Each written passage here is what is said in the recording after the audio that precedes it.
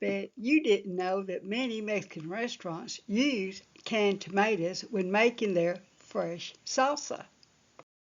I overheard a cook from a Mexican restaurant tell how they made their salsa.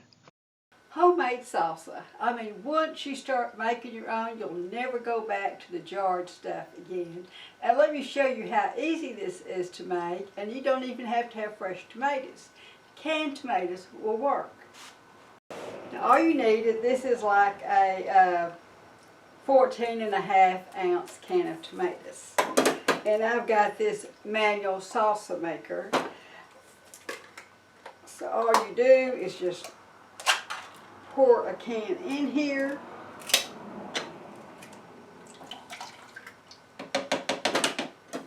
Now if you had fresh tomatoes, you would, depending on how big the tomatoes were, you would take a tomato and just kind of cut it in half or quarters.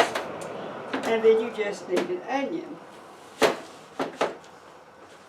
And for this size onion, I'm going to use, I'll probably go ahead and use half the onion, but I'm going to go ahead and cut it into quarters just to make it easier to chop up.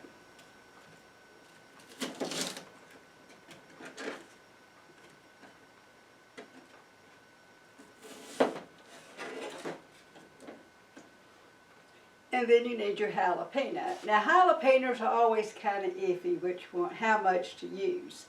If you know they're super hot, you're going to want to seed them. But I've already tried this before and I know it's not super hot. So I'm just going to cut it in half and throw it in there. Now to be consistent, if you want to make your salsa consistent every time, I would go ahead and just use some jarred jalapenos because they're going to be more consistent in flavor year round. And I would use 1/4 cup to 1/2 cup depending on how hot you needed it. And then just keep notes which amount you used.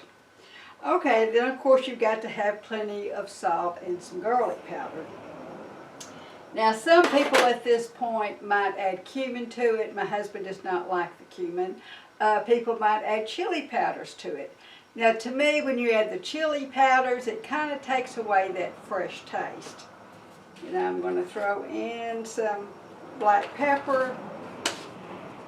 And then you have to have lemon juice, lime juice. You can't use lemon juice, it has to be lime juice.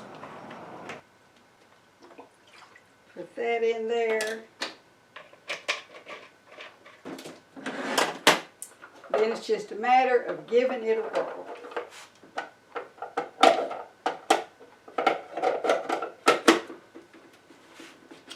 Now when you're using these manual salsa makers, it's important to go backwards before you go frontwards, especially when you have something hard like onions.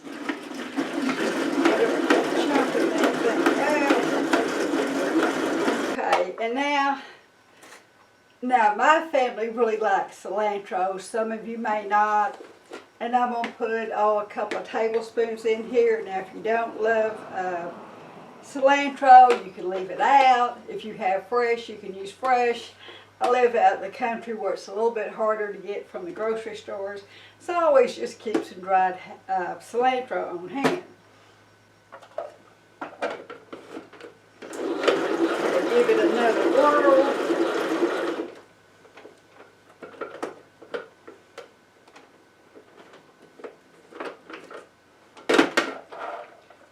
Okay, now this this needs to set at least 5 or 10 minutes. Just for the flavors to mellow out and to give the cilantro a little chance to rehydrate. Now it's just a matter of putting it in my jar. Okay, just a matter of putting this in a jar.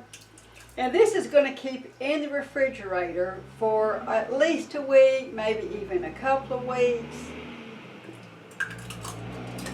Your family just isn't going to go back to store-bought salsa once you start making this fresh. Now, that could be good or bad depending on how much time you've got to make it. But this really tastes like fresh salsa.